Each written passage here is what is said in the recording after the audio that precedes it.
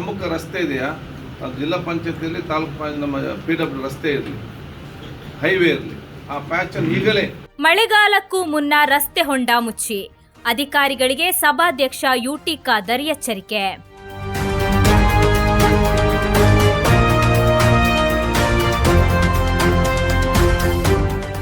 ಮಳೆಗಾಲ ಆರಂಭಕ್ಕೂ ಮುನ್ನ ಜಿಲ್ಲೆಯ ಎಲ್ಲ ಪ್ರಮುಖ ರಸ್ತೆಗಳ ಹೊಂಡಗಳನ್ನು ತಕ್ಷಣ ಮುಚ್ಚಿ ದುರಸ್ತಿ ಕಾರ್ಯ ಕೈಗೊಳ್ಳಬೇಕು ಎಂದು ಸಭಾಧ್ಯಕ್ಷರಾದ UT ಖಾದರ್ ಅಧಿಕಾರಿಗಳಿಗೆ ಎಚ್ಚರಿಕೆ ನೀಡಿದ್ದಾರೆ. ಈ ಕುರಿತು ಮಂಗಳೂರು ನಗರದ ಸರ್ಕ್ಯೂಟ್ ಹೌಸ್ನಲ್ಲಿ ಮಾತನಾಡಿದ ಅವರು, ಮಳೆಗಾಲದ ಬಳಿಕ ಡಾಮರ್ ಲಭ್ಯತೆ ಸಮಸ್ಯೆಯಾಗುತ್ತದೆ. ಆಗ ರಸ್ತೆ ದುರಸ್ತಿ ವಿಳಂಬವಾಗಿ ವಾಹನ ಸಂಚಾರಕ್ಕೂ ತೊಂದರೆ ಉಂಟಾಗುತ್ತದೆ. ಅಪಘಾತಗಳ ಸಂಭವವೂ ಹೆಚ್ಚಾಗುತ್ತದೆ. ಆದ್ದರಿಂದ ಈಗಲೇ ಅಗತ್ಯ ಪ್ಯಾಚ್ ವರ್ಕ್ ಪೂರ್ಣಗೊಳಿಸಬೇಕು ಎಂದು ಸೂಚಿಸಿದರು.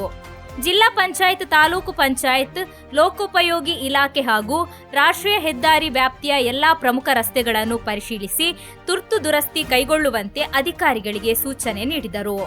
ಈಗ ಡಾಮರ್ ಪ್ಲಾಂಟ್ಗಳು ಕಾರ್ಯನಿರ್ವಹಿಸುತ್ತಿವೆ. ನಂತರ ಡಾಮರ್ ಸಿಗುವುದಿಲ್ಲ ಎಂಬ ಕಾರಣ ಹೇಳಬಾರದು.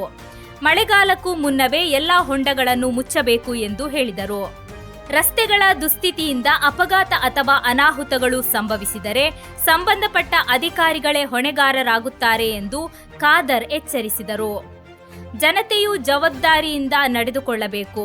ಪ್ರಮುಖ ರಸ್ತೆಗಳಲ್ಲಿ ದೊಡ್ಡ ಹೊಂಡಗಳು ಅಥವಾ ಹಾನಿಗೊಳಗಾದ ರಸ್ತೆಗಳಿದ್ದರೆ ವಾಟ್ಸಪ್ ಮೂಲಕ ಸಂಬಂಧಿತ ಇಲಾಖೆ, ಜಿಲ್ಲಾಧಿಕಾರಿ ಅಥವಾ ಉಸ್ತುವಾರಿ ಸಚಿವರಿಗೆ ಮಾಹಿತಿ ನೀಡುವಂತೆ ಮನವಿ ಮಾಡಿದರು.